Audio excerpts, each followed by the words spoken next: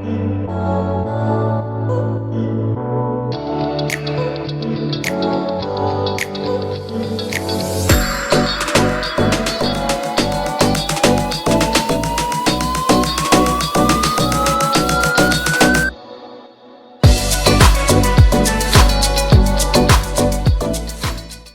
are down here.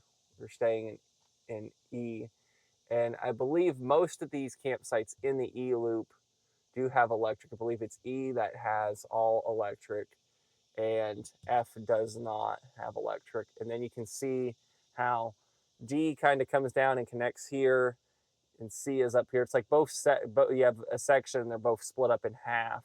And then all the way over here is your A and B loops. And if I remember correctly, all these have electric as well. And then they're all separated by the picnic area and beach here in the middle of the lake. And this is a day use fee where it's like $3 a day to park your car at it. And you have an overflow campground, which we'll go and look at because this is actually a very unique opportunity, as well as a group campground, which is also nice as well. So one of the things that's really nice is the roads are paved to the campsites, but the campsites are gravel, and it is some of that finer gravel. So you do want to make sure that you have like one of those little mats. Now, what's really nice is the electric currently is $20 a night, which isn't that bad. And down here on the E and F loop, it's a little intermixed on what the power options really are, where there's several that actually do have 50, but not every single site actually does have a 50 amp. But anyways, we're just going to kind of look in here in the power box just to kind of give a little bit of a general overview here. Of course, you got your 50 amp electric, your 30 amp right there, and your regular 110 if you're just using regular outlets as well. So this can accommodate larger RVs. It's a decent sized site. I'd say it's about 60, 70 feet deep. And of course, you get your fire ring, lantern post, and most of the picnic tables in this campground are about 8 feet long. So typically that is about what you find. Most campsites is about 6 to 8 feet. So you want to make sure you do have a longer tablecloth. But what is really nice about this campground is look at the space between you and the people next to you. You have a lot of room in between you and your neighbor. Got some bathhouses. These ones down here are one shower, one toilet, so they're not that big, but there are some bigger ones. This is kind of a little bit more of a quieter loop. One thing that is nice about this campground is you're not too far away from the Benton Falls waterfall, but it has a trail that kind of runs to it. It has a swimming area and a little tiny area, a little pond in that's about 2 acres, and a little beach area. So we'll make our way up that way soon. But you also have these little tiny water hydrants throughout the area to be able to get water. There isn't any campsites here that have water hookups at them. So the only real amenity that you're going to get is electric if the site has it, because this does have a mix of non-electric and electric sites. But very good water, very good flow, which is really nice. This F57 is $12 a night, and it is a non-electric site. But look at the decent space you get in here. Again, a pretty good size RV can fit in here. More tents can stay. Believe you can run generators. You can run generators up through here, but there are silent hours with that as well. But again, have your fire ring and a nice walk to the bathroom. I know that's very important if you're in a tent and don't necessarily have plumbing. Been very, very peaceful up here at this campground, especially here on this end in particular, kind of being out and away from the hustle and bustle. It's about 7 miles off of 6474. You don't want to come up Benton Springs Road. It's a narrow dirt road, and you probably would destroy your camper getting through here.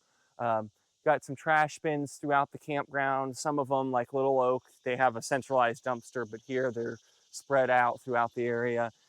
Here we are again with another little water spigot.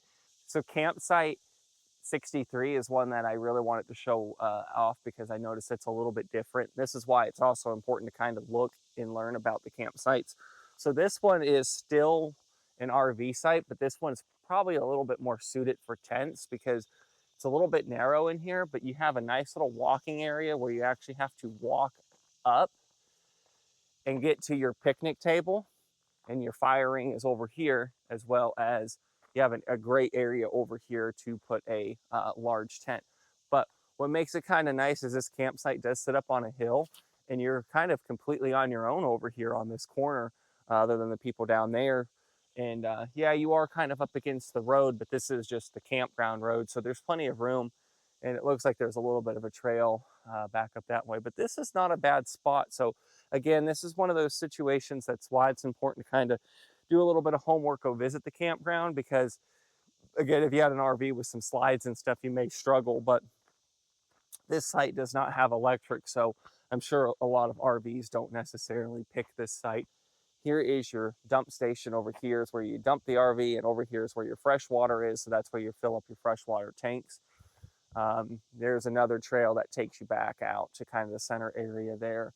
A few other trailheads are here too. You just can't park down here because we are on top of a mountain, and there's several other trailheads out here that goes through. So, okay, so now we are in the A-B loop area here, and want to show you guys some of the tent sites down here. Now, this is very unique to this campground, which is really neat how this is set up over here.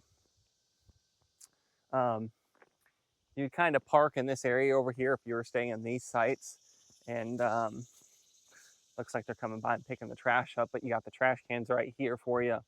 And something else that's also important to tent camping is having close water access. So you have a water spigot right here. Now these sites are $15 a night, but what they are is they're walk-in campsites. You can see there's 4 of them here, and there's a few others up that way. So basically, these are $15 a night, and you park your car out there, and you set your tent up here, and you can definitely reserve this all together with your friends and everything. But here's what's really nice about these campsites here.